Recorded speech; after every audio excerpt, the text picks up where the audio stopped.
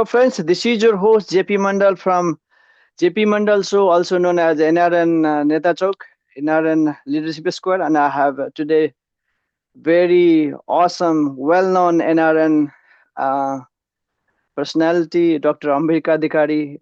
There are very few people who doesn't know about him. He have been in US in NRN arena for a long time. Dr. Adhikari, welcome to my show, and how are you doing? Thank you so much. I'm very glad to be in your show. I really appreciate it. Dr. Adhikari, a little bit about your background. So basically, you did a master's and PhD from US. Yes. Could you tell me a little bit, because to my new viewers, like maybe Yes, a little bit about your background, then we will go for the questions. absolutely. Absolutely. So, education-wise, I had a Bachelor's of Architecture degree from MS University in Baroda long time ago as a Colombo Plan scholar. Then I taught at the Institute of Engineering, Architecture and Civil Engineering for like more than 15 years. I was an associate professor. In between, I came to the US, University of Hawaii, did my master's in architecture, and then also worked for an architect for a while, went back to Nepal.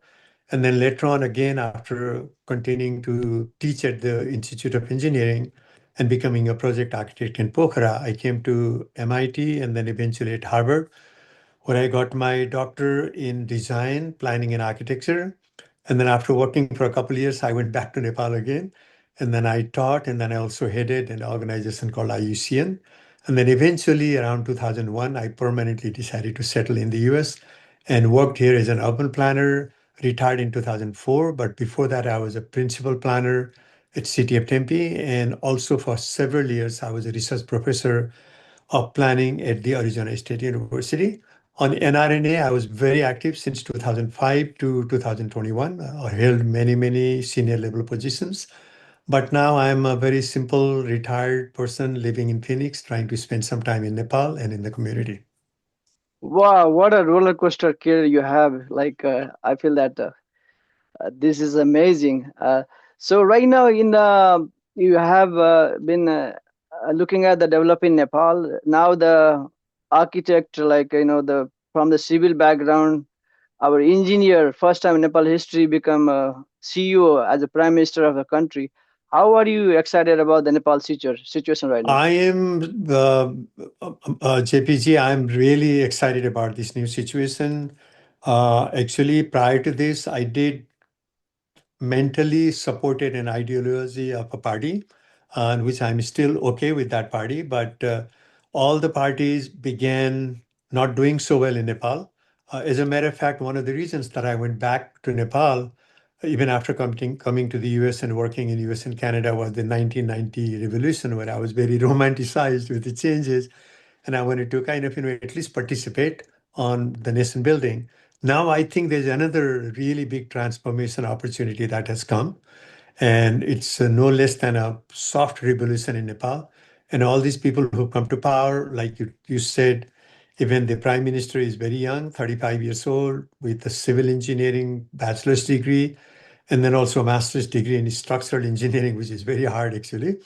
And with that in the cabinet, and with although with the and also with the RSP, Rashtriya Swatantra Party, there are at least 15 or 20 engineers who are MP. Some of them are like in the cabinet also, including the physical planning minister. So I'm excited about all of that. Awesome. So I feel that this is also excellent opportunity. Myself also being engineer, and always there was a in that era. So because I didn't have much connection in Nepal, I wanted to go back after my bachelor degree, but I did not go back Nepal because I always wanted to be a clean career, no corruption, no Mhm. ghuskhori. So I instead of going Nepal, I just keep looking career. I worked Middle East and came to US in a working visa in 25 years ago, and since then I am here now 26 years. So Excellent. basically I learned a lot here, and because it was as you say, when you get out of your home and then you have to figure out all the solution for all the problems you are going to face, so you learn a lot. So I feel that right now in Nepal has this new dynamic situation. सबभन्दा पहिले मान्छेलाई यो NRN भएपछि नेपालमा एउटा घर बनाउनु छ होइन। अनि अनि अमेरिकाको इकोनोमी हेर्दा पनि अमेरिकाको इकोनोमीमा सबभन्दा ठुलो कन्ट्रिब्युसन हाउसिङ सेक्टरकै छ। हजुरले यो नेपालमा अहिले जुन पहिलाको जुन अब पपुलेसन पनि कम थियो, अहिले पपुलेसन अलमोस्ट डबल भइसकेको छ र मान्छेको जुन एउटा भिला स्टाइल, सबैको आफ्नै घर होस्, त्यो परिकल्पना अहिलेको नेपालमा अब रिसोर्सेस महँगो भइरहेछ अनि इन्कम पनि कम भइरहेछ। What is the best strategy to Nepal for specially housing sector? So, excellent question, Mandalji. The single family homes were like a staple in America. That was almost like what they call American dream, right? And the single family homes were also a staple in places like Canada, Australia, and many other countries. And suburban areas in India also began that. And that's also happening a little bit in China. And like you said, in Nepal, especially because of the remittances, which is equivalent to almost 25-30% of the Nepal's gross domestic product, GDP. People are investing in homes because that was very stable. There were not many opportunities to invest in industries. Share market is very new, so people started to building houses. And the only way, because of the lack of planning and lack of really governmental intervention, people kept on building single family homes. That's not sustainable. Even in America, now many of the cities are doing away with the single family zoning. They're allowing at least duplex, triplexes, and fourplexes, even in the single family zoning areas. Almost all the big cities have begun doing that because the single family homes are subsidized by the society. If there's a fire, even in terms of the infrastructure, even in terms of the water supply, the per home, per family expenses are 3 or 4 times more than when you are in an apartment or when you are in a kind of multi-family setting. So single family homes, there should be some opportunities for people to do single family homes, but they got to pay big prices like they do it in Hong Kong and Singapore. But it has to be kind of a little more dense areas. It could be a multifamily condominium system like they do it in America and the US. You own that property and you own part of the land where you are in. So there has to be some kind of density, which used to be the traditional cities in Kathmandu and other places used to be higher density. It doesn't have to be high rise. High rise in some areas is perfectly fine when the land value is very expensive, but it could be what we call a walk-up apartment. Up to 3-4 stories, people can walk up, right? So those kind of things will be much more sustainable. So in terms of the overall planning, Zaiji, I think we have to move what we call a missing middle. It doesn't have to be high rise. It doesn't have to be single family. A lot of it can be 3 or 4 stories, really good density and open spaces. That's Assam perspective. हजुरले यही question यही फ्लोबाट मैले अर्को question हजुरलाई सोध्न खोजेँ। अहिले specially if you see the recent just last couple days, week, this news is major news is यो नेपालमा सुकुम्बासीहरूको हाउसिङ प्रब्लम कसरी सोल्भ गर्ने। अनि अहिले चाहिँ डोजर चलाएर अब काठमाडौँ एरिया र अरू अब अरू अरू अरू क्षेत्रमा पनि अहिले चाहिँ पहिला मेयरले गरेका मान्छेहरूले अरू मेयरहरूलाई पनि कपी गर्दै मान्छेहरूलाई गरिब जनताहरूलाई हटाउँदै। Is that a good strategy to clean up the city and build the infrastructure? That's a loaded question, Jaji. That's a loaded question. People are politically divided. There are lots of people who kind of oppose it. Many of the previous administration used it as a vote bank and as a political tool and never wanted to solve it. As a matter of fact, it turns out that many of their workers and the party affiliated netas and many other people were living there and claiming to be Sukumbasis or landless. About सक्दाखेरि त I really feel that this is a good thing that they try to do. And some people think it was rust. I don't think it was rust because the now Prime Minister was a mayor of Kathmandu. He's been working on this field the last 3-4 years. So there are all the data, who are the real squatters, who are the real landless people, and who are the fake landless people who are doing a business, who had cars, who are renting places, who had land in other places, who are like political workers. So given all of that, he had a good study that probably just 10, 20, 25% of the people who are the real Sukumbasis there. And then also during the Baburam Bhattarai's prime ministership, he had also wanted to clean it up, and there were some residential areas that were developed to house these people. So there was an alternative that was given to them, but nobody wanted to stay there because it was much more profitable on these squatter settlement. Now these squatter settlements are unsafe. In case of fire or emergency, they were inaccessible. They were also unsafe because of flooding. It was a public land. And also, it was very unsafe because it was on the floodplain. So, given all of that, I think what the government did, I think, they've got a good majority. They were able to clean it up. I think by and large, it is good. Now, what they do need to do next is they need to really identify the people who are really homeless. And the Constitution also kind of gives a guarantee of housing right to people. So the government, I think, is willing to provide them land. Even some of the private citizens are willing to donate land. And the government already has some kind of housing to give to these people. And if they want a single family home, their own land in some other areas outside Kathmandu, they could also be given. I was looking at the news. Many of these people do own a lot of land inside Kathmandu and outside. So those people, of course, do not deserve it. And this area can be beautified. This area can be used to have some kind of parks and open spaces in Nepal where people can run, people can jog, people can have a therapeutic exercises.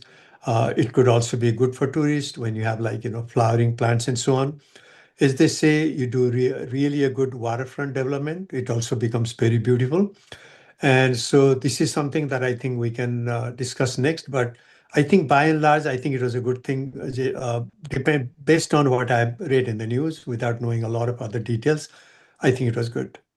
Awesome. So basically, today's interview with you is triggered by our very respected NRN Mr. Roger Adhikari. उहाँको यो जुन लेख एउटा 10 वर्ष पहिले लेख्नु भएको रहेछ कि Ratna Park could be Central Park of like New York kind of thing development. So now look like maybe universe has listened and we have an engineer PM in Nepal. So Yeah. let's see. So my question is for the next question is, do you think like when you see the Amsterdam or maybe Dutch style of New York building, Mhm. that the urban area, or even if you see Chicago, or you see there is like a lot of high rise when they came. What is the reason for the when Americans big city was started? They went very high. Now Mhm. they're spreading. So in Nepal context, you see टहरा र छहरामा बस्ने मान्छेहरूलाई न तपाईँको पानीको सुविधा छ न टोयलेटको सुविधा छ धेरै रुरल एरियाहरूमा अनि अब तिनीहरूलाई चाहिँ हामीले माथि भर्टिकल गएर तिनीहरूलाई पानीको व्यवस्था अनि टोयलेटको व्यवस्था सेनिटेसनको व्यवस्था एउटा अर्गनाइज एउटा बेसिक अलिकति डिग्निफाइड हाउसिङको कन्सेप्ट नेपालमा अहिले लागू गरे हुँदैन what you say about that Fantastic. I'm really glad you raised this question. I mean, first of all, our common friend Raja Adhikari ji, he thinks a lot about Nepal, and he's got a lot of good ideas, and especially this one about the possibility of converting Tudik Hill like a central park, promenade on the sides, and so forth. I think it's a very good vision. So let's start. You had a lot of things in your question, so let me try to unbundle some of it. So first of all, let's just start with American experience. So when there was a lot of development that began to start in the US, the kind of high rise you talked about were only on some of the central areas of some cities, like in Boston and Chicago and New York and so forth. But many of the other cities were still kind of, spread out.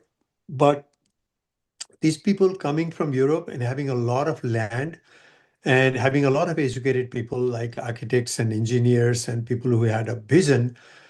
There was a person called Frederick Law Olmsted, Olmstead. He is often considered the father of landscape architecture in USA and also the father of the parks in the USA. He's the one who designed Central Park, he's the one who designed the Emerald Necklace in Boston, including the Boston Common, the parks in many of the cities, Louisville, Philadelphia, and so forth. And he has his own architectural company. Even in the DC, many of the parks he designed. And so he used to say that the parks are the lungs for the city because the city has to breathe, right? Especially the Right, big right, cities have to breathe. So they started with a lot of raw land, a lot of new land. There were very few settlements. And so they were also kind of very visionary here in America from that perspective because they came from the European tradition. And in Europe also the planning was very well organized. So that's where they were able to do even in dense places like New York, even very dense places like Boston. There's a lot of park. As a matter of fact, in the US, there's almost like 25% of the land in most of the cities are like open spaces and parks and plazas and so forth. There's also very high standards of park in the US. The average US cities have per person about 42 square meter per person of open space. If you combine parks, greeneries, street medians, sidewalks, maybe the park plaza, the pocket parks, the campuses. Every school has their own, the playing facilities. Universities have the open spaces. There are private open spaces by corporation because that's how the cities negotiate. So you have a really high standard, 42 square meter. The American Planning Association says you need about 60 square meter. I mean, they give you a really high standard, right? The WHO, the World Health Organization says in average provide 30 meters square of per person of open space in a city. European standards are about 26 square meter. In Kathmandu, in the Kathmandu Valley towns, if you only take the public open spaces, it's zero point 0.3 square meter per person open space. Even if you combine the public plazas and some of the private open spaces, spaces like what the Engineering Institute of Kirtipur University has, still then it's 3.5 square meter per person. And if you take the total like Kathmandu, it's only 8% of the whole area, whole city is open space. Go to Singapore, it's 50% of the Singapore city is open. So we really, really lack open spaces. And it hurts us in terms of if there is an earthquake, there's no place to kind of go. If there's like pandemic like COVID, there's no place where you can really open up and then go for like, injections and so forth. If there's a fire, you need to get together in some places. So even in terms of disaster, there are no opportunities for people to recreate, to have some kind of therapy, to meet, to have communal situation for the kids to play. They basically use somebody else's private land, which is not built, which will be built within a couple of years. So it's a very sad situation. So given that there's pushing for more open spaces, especially these places which have been cleared right now has to be converted into open spaces. Probably to recall, there has to be study wherever we can expand it, has to be open spaces. There has to be standards on any campus development or any even private development. In most of the US cities, even if you have a plot of land, you can only develop up to 40% of that land to build a house. In many of the places in Kathmandu, in Lalitpur, in Bhaktapur, you develop 100% of that land. So, so this is going to be a very, very important consideration going forward in Kathmandu and other big cities in Nepal. awesome, awesome. So that brings me the next question because I was looking at the how the Singapore became Singapore. If you see, this was a small because I studied in China, so I always lived in a big metros Hmm. and a huge dense population density. So if you see the Singapore, it was a fishing village. Dubai was fishing village. You see Shenzhen, right now the Silicon Valley of China was a kind of Hmm. fishing village. Now they went vertical, and now there is millions of people live in the city. They have good water, good sanitation, a big job opportunity. So now, if a Balen government wants to right now you see Nepal's all the districts are very spread out, and Yes. everybody's house, and so basically they cannot. If everybody wants to build a very nice house, they don't have that much income, they cannot build that thing. So if Nepal government wants to something copy like what Singapore did in Lee Kuan Yew time, become like very high rise and build the park. Mhm. So just say in Nepal, for I'm just give you the example for just say Madhya Pradesh, there is 8 district, like eight counties, 8 जिल्लाज. त्यो सानो सानो सिटीहरूलाई एउटा vertical city बनाएर अनि तपाईँको त्यो उनीहरूको जुन कृषि योग्य जग्गालाई Oh, फार्मिङ गरेर अर्ग्यानिक फार्मिङको अर्ग्यानिक डिमान्ड इन्डियामा धेरै छ अथवा हाई पेइङ त्यसलाई बढी पैसा पनि पाउँछ.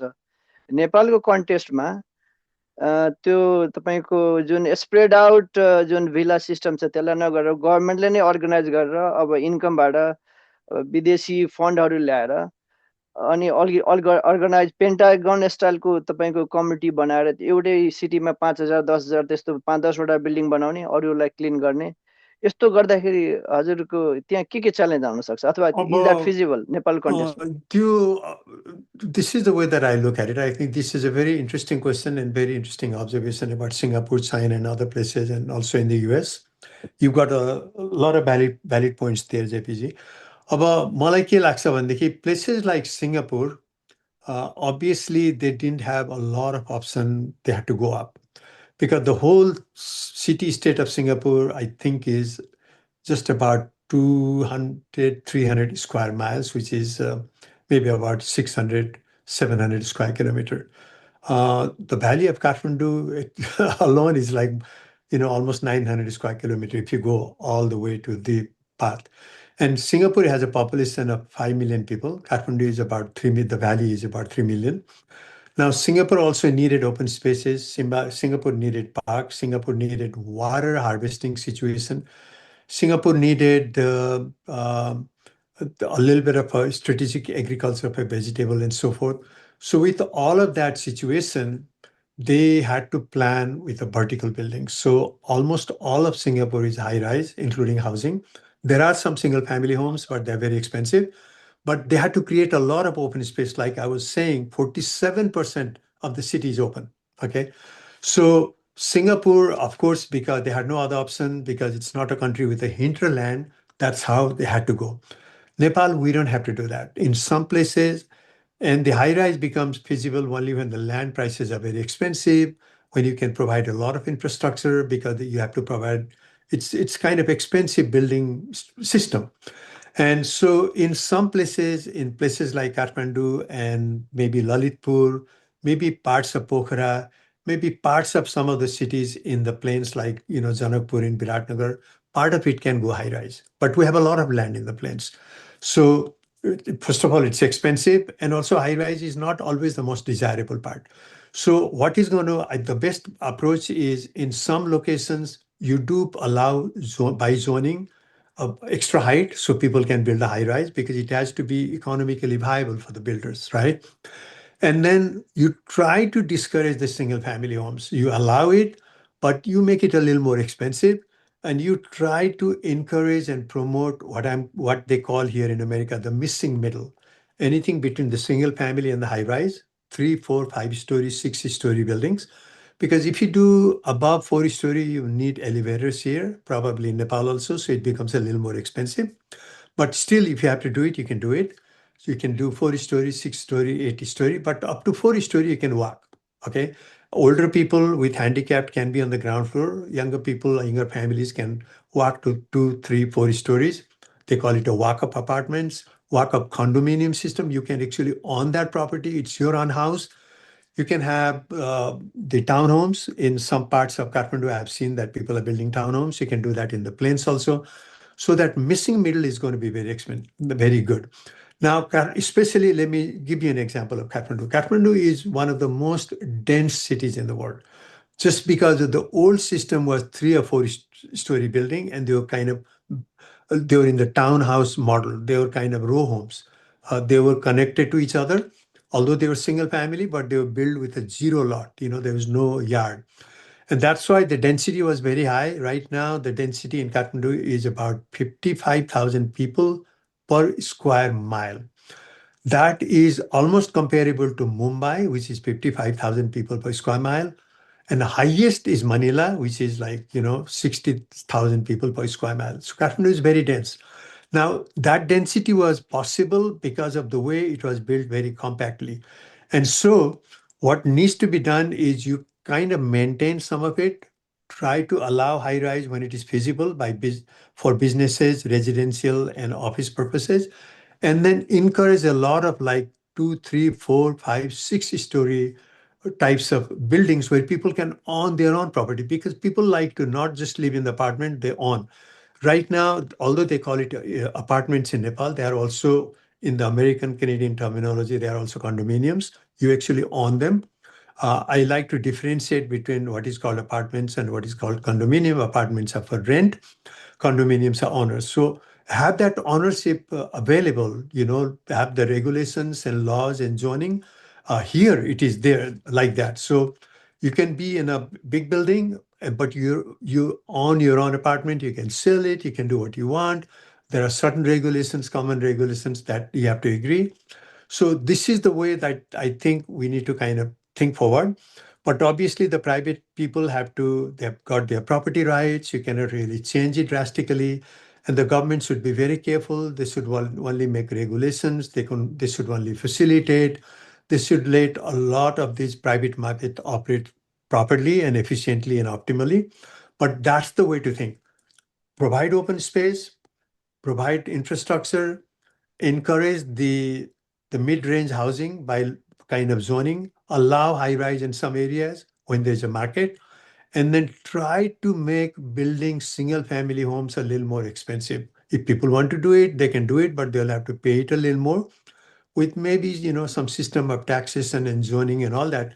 Make it a little difficult. In other words, try to discourage all single family homes that are kind of spread, because they are difficult to serve for fire emergencies and so forth.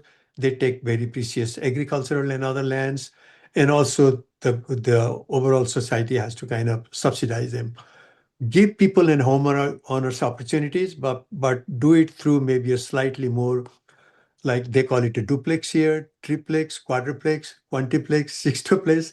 Even in one lot, you can have 6 homes, and each one of them have their own independent entry, independent ownership, but you save a lot of open spaces around. That's the way I think have to be thought. Awesome, awesome. This is a very good, message you give to NRN and many people who wants to know about this one. So next question, Dr. Adhikari, I have is, if you're just say, suppose if you're an advisor to Prime Minister and Prime Minister wants to नेपालको भूमि आयोगलाई एउटा चाहिँ modern तरिकाले एउटा new urban development र सबैलाई घाँस कपासको त्यो system, यदि स्पेसली अब घरको कुरा सोल्भ गर्नलाई, what kind of suggestion you will give to government to how the नेपालको यस्तो जटिल राणा कानिल तपाईँको जम्मेदारी प्रथाबाट आएको र अहिले जुन धेरै मान्छे मतलब गरिब गुरुवाहरूलाई घर छैन तर कसैले धेरै तपाईँको जग्गा छ, यो भूमि आयोगको लागि अलिकति त्यसलाई मोर आजको दिनमा यदि लैजाने हो भने के सल्लाह दिनुहुन्छ? Okay, thanks for that question, JPG. I do not know a lot about Bhumi Ayog, but I understand your question. So this is generally my thoughts. Okay, urbanization is a process of development. Okay, only when you get urbanized, you get better ideas, you innovate, there's economy of scale for industrialization, businesses, and so on. That agglomeration becomes very important to become rich and also for the country to develop. And actually, the 2021 census defined urbanization slightly differently, and they said that 67% of Nepal was urbanized. Of course, I did not agree with that. Me and Professor Keshav Bhattrai wrote a couple papers, which have been very well cited, that is not a very realistic definition of urbanization. That doesn't really match the internationally accepted definition of urbanization. The internationally acceptable definition of urbanization looks for certain densities, looks for infrastructure, looks for certain urban amenities that are available, like open spaces and commercial centers and so forth. And without that, you cannot really call one area an urban. It could be peri-urban, it could be suburban, it could be rural. But to really have an urban area, it has to have first of all, it has to have a really good infrastructure, right? There has to be stormwater system, there has to be drinking water system, piped water, there has to be sewerage system, there has to be, electricity and all that stuff. So urbanization is very important.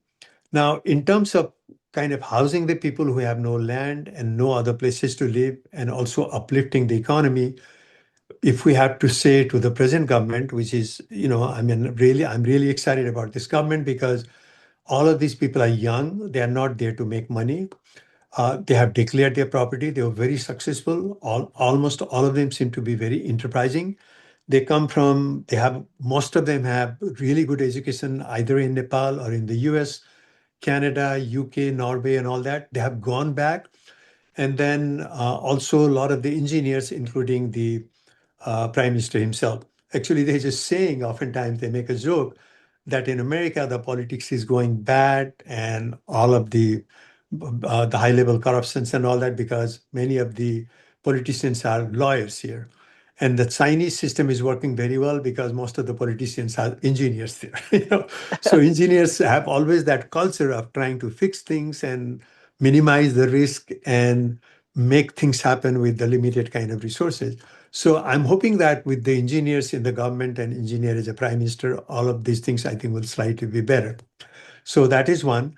The second one is this government, because they've come up with an agenda, with a very clear agenda of developing Nepal and giving rather than taking, because they have got it made. All of these people had a business.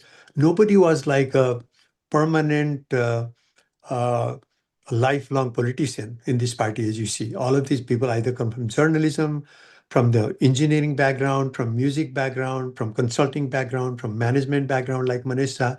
You see, all of these people have their own companies. And even when they declare the property, they are kind of well off. They are very smart. They invest things, they invest on land. And some of the people, like the finance minister, he quit a job in the World Bank with a package of 300,000 US dollar per year tax free, right? But he worked outside for 20 years. So obviously he's calculated that he's got enough resources to support him, and he wants to do politics in Nepal for his own internal satisfaction and also to give, not to make money. Incidentally, he's one of the few persons in the government that I also know personally. So this is where they come from. They are not like the perennial uh, politicians who are looking for income sources from here and there from the middleman. So I have a lot of hope on these people. So they can think of this kind of urbanization, and also there is some land that the government has kind of dedicated in all the 7 provinces for the landless people. There's enough land. Hundreds and thousands of square kilometers of land have been identified. These are public land, which are kind of suitable for settlement. And the people who actually don't have anything, that's one opportunity that they can go and settle. One has to remember that just by giving a house and land is not sufficient, because people have to depend on their livelihood. If you remember, NRNA also helped build Laprak village in Gorkha after the earthquake. Nobody lived Yes. in. So if you look at the picture, that's a fantastic. I like to go and live in one of those buildings. But nobody lived there because, people in the village had their own cows, they've got buffaloes, they've got a backyard because they can't afford to buy vegetables from outside, right? And they probably have a business, a shelter business. They have a shop that somebody sits there and make 10, 15, 20,000 rupees a month. So all of this was going on because that economic livelihood is very important. You ask somebody to go and live in a place, say, here is a place, that doesn't help them because they need to have monthly expenditures, right? So all these settlements have to be smart settlements, and they have to be connected to livelihood. And so in the urban areas, it's easy because they can go and they can find a work, some kind of work. The wages in the urban area is very high. Now, in the rural areas, unless you connect them to some kind of economic activity, just giving them land and even house is not going to be sufficient. But the government has dedicated those lands. And then if they kind of establish some kind of factory, or if they ask some of these foreign governments to establish some kind of assembly plant, Nepal imports, I think, something like 100,000 motorcycles per year. something like 50,000 cars every year. I don't know the exact number. I might be underestimating it. That's what it does. Now, if they ask the motorcycle companies or the Indian car companies, hey, do at least 20% of the value added in Nepal, just like the US and Canada and other countries do with the German and Japanese and Korean cars. They don't buy it totally, they ask them to build it here. So there is a job, there's a rental property and everything. And the only assembly plant of the foreign car in Nepal is for Hyundai in the plains. And it's a very small plant, just about 150 people employed. Expand that, scale it up, ask other companies also to kind of invest in Nepal. And then around that, settle the people. Okay, they will find a job, right? So that's the way I think the new government, which is kind of, very transformative. I think Nepal will not become Singapore. It will be kind of sailing it the wrong way. Nepal can become Sri Lanka in 10 years. Sri Lanka is a very high income country. Nepal's per capita GDP right now in nominal terms is $1,450. India is about $3,000. Bangladesh is about $3,000. Pakistan is about $2,200. Sri Lanka is $4,000 right now, US dollar, in nominal exchange rate, not on purchasing power parity. So if in 10 years or 15 years we can become like Sri Lanka, I've been to Sri Lanka, nice country. 90% literacy, good medical system, people have jobs, industrialization, foreign investment. They started with textile. If we can have that kind of economy, because we cannot really expect to be Singapore. We have open border with India, and we have our own problems, right? And India has its own problems, and especially the bordering problem states that we have are very poor states in India. They are not like Gujarat or Maharashtra, Kerala or something. So we have to be very realistic that we can go up with a lot of kind of goodwill and also good relations with India, but we can do up to some extent. And realistically and even kind of numerically speaking, Singapore is per capita income wise the richest country in the world right now. It's higher than India, Yes. higher than USA, You, higher than Europe. So that would be like a fake used car salesman kind of approach. But if you can be like Singapore, I'm sorry, you can be like Sri Lanka, you can be like Gujarat. Okay, that's right. where I studied. I went there after a long time. Gujarat is where Spain, Portugal, and Greece used to be 20 years ago. Great economy, people live well, lot of job, and a lot of good infrastructure. People are so excited that many people from US, Canada, UK, and many other countries are kind of moving back. So many people are moving back. That is what we should do. That's what we should think. Realistically, we should say, okay, Nepal, we want to be like Gujarat, we want to be like Maharashtra, we want to be like Sri Lanka. Here is our plan. And actually, the RSP government has that kind of plan. And with the finance minister is a very financially and even kind of experience-wise very savvy person. That's what he also kind of thinks. Realistically, we can become that. So with that kind of combination of economy and combination of livelihood, those smart settlements where you can build the kind of housing that we just talked about and give some of the people who are completely landless, who are really landless, provide them that opportunities and tie them with the livelihood. I think that will be the way to go. Awesome, awesome. So we are at the end of our today's interview. So I have last two questions. So this is a contest of in the US NRN and like US contest. Mhm. See, right now, if you see the major metro like San Francisco, Los Angeles, even New York, even now Arizona used to be affordable. Now it's not being Not like say price anymore. not anymore. So my question is, so is right now American dream of owning a house is become a distant dream, and it's becoming like a London dream, like you just go there and you just share and everything is share economy, rent, we cannot own it.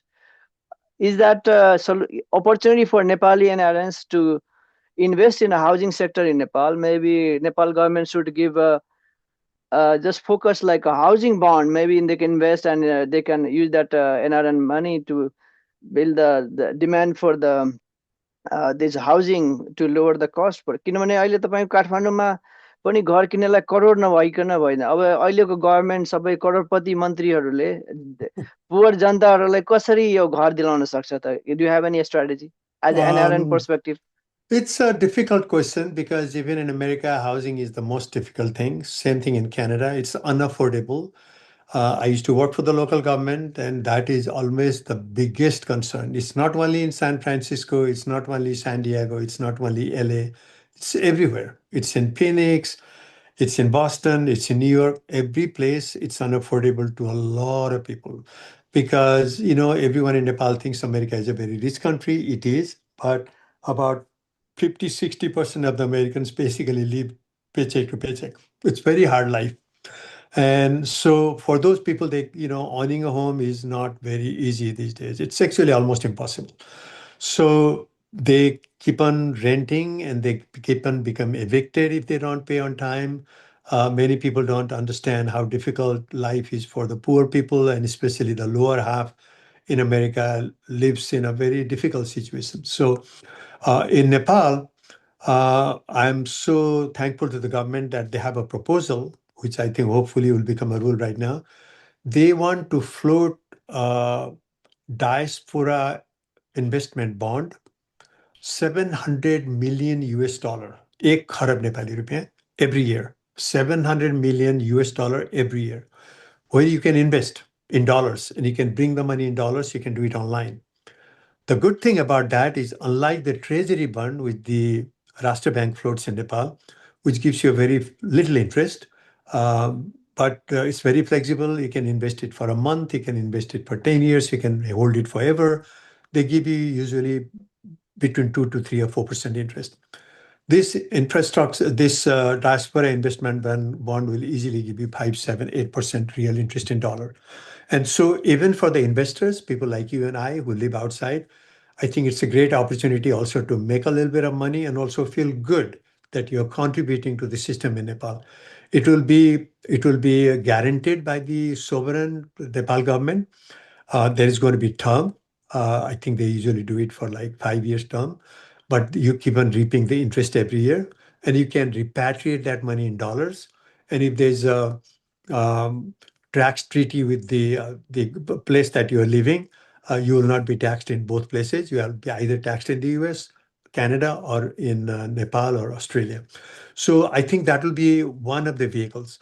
There's already a NRNA infrastructure fund, which is not kind of supported by the government, but it's like the NRNA established it, right? That infrastructure investment fund is also available. But this government bond, which the government will float, is going to be the most reliable, trustworthy, and dependable means of investing. And so that kind of money that they begin to get, and money from the other system, and hopefully all the money that the government will collect from the leakage of all this corruption that was going on. As you see now, everyone was like Kharapati and Arapati in media, in the judge, the middle people, right? People in the politics, people in the bureaucracy. Now, if all of that money came to the government and everybody lived clean, right, then all that money also becomes available for investment. My only pre-advice, unsolicited advice to the government will be, do all of that, okay? But do all of that, but also pay the people who are working for you in the government well, and also give them vouchers for education, vouchers for transportation, vouchers for medical things, and voucher for housing. So they are paid well, just like here. So with one job, you can live very well without kind of looking for corruption opportunities, and ask them to work this just the way that Balin government is asking them to work. So I think that will be a good thing, and that kind of money I think will be available for investment. And then here, even here in US, the government also builds some kind of housing. They call it public housing. They do build public housing here for people who cannot really afford to do anything. And Nepal can also do it for certain section of the society. And those are mean tested. In other words, people who are really low income people get a break there with very limited amount of rent. They can live in those houses. Now there are kind of negative consequences of that also. There's a lot of crime in America from that perspective. But if you can control that, then some of the what they call social housing, or some kind of subsidized housing is also possible.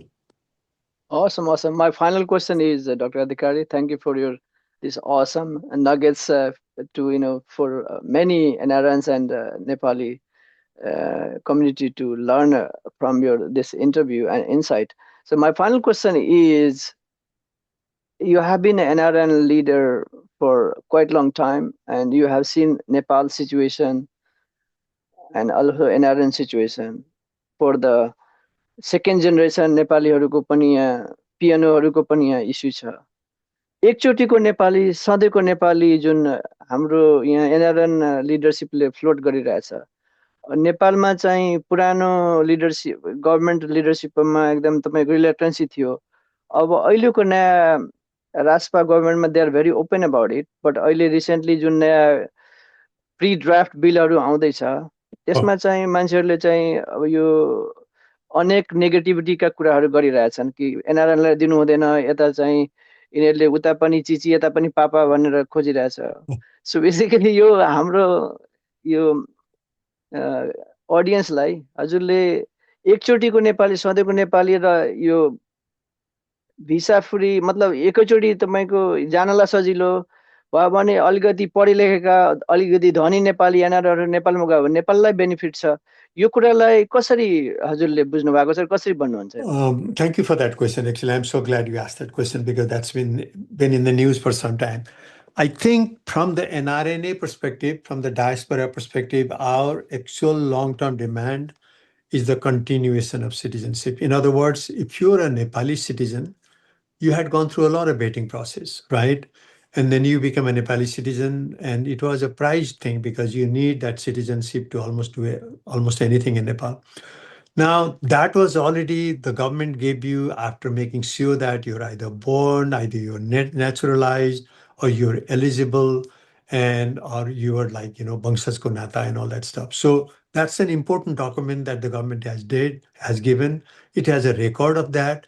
And those people, once they come outside, many of them take foreign citizenship for a number of reasons, first of all, to stay for a long time, sometimes to do a government job, sometimes to not to worry about just keeping the permanent residency because you could be expelled when the government changes, right?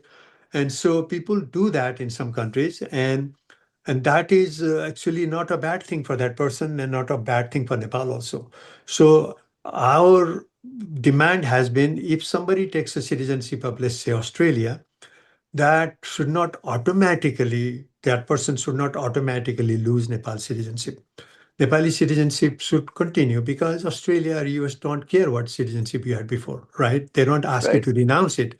So if these countries which allow that kind of multiple citizenship, and if the people want to kind of continue to keep Nepali citizenship, this should be allowed. But if places like in Japan or Germany or some places which do not allow, they want you to renounce the previous citizenship to become their citizenship, then the person makes a decision to, if they want to renounce the Nepalese citizenship, they renounce. As a matter of fact, universally, what I've read, I'm not a lawyer, what I've read is the citizenship the government can take away. The citizenship is for life. Only a person can give it away, right? And there is also a process, like when the president of RSP gave the US citizenship, I think it took him like about 60 days because there's a process. They want to make sure that you don't have any criminal record here. They want to make sure that you have paid all the taxes and all the dues here. They want to make sure that there are no lawsuits pending here. And then you have a place to stay and you have not stateless. Only then they actually allow you to renounce, right? So our final demand is that. But in the meantime, what the 2015 Constitution has given is NRN citizenship, which is a fourth category of citizenship in Nepal. So for now, it's okay. Interim, it's okay. And what the government has floated is what was the regulation in the prior government. They have made maybe 10% changes and they have floated it as a draft. It's only a draft. We can provide a lot of input there and say, this is what we want. And NRNA and the diaspora organization can negotiate it. This government, in my mind, is very diaspora friendly, probably the most diaspora friendly government in Nepal that I've seen. And I think the diaspora leadership can negotiate a really good deal right now. on majority of the things within the provisions of the existing constitutions. And this becomes the interim situation that makes it easy for people to go, live, settle, pay the same fare when you travel by plane, pay the same kind of, buy a house, do a rental, do business, all that. But the eventual demand is the continuation of citizenship, which the Rashtriya Swatantra Party has actually put there in manifesto. So if they are able to change the constitution, because it requires a constitutional amendment, I think eventually we might get it. But there are lots of other points there also. But the NRNA final demand is the continuation of citizenship. This is an interim process of giving the NRNA citizenship. We should try to make the best facilities within the provisions of the constitution, which does not allow you political right. And the first draft, I think we should provide positive input and then negotiate with the government. Hasta, thank you, Good. Dr. Adhikari. Thank you for your time. Thank you so much. I appreciate it. Thank you.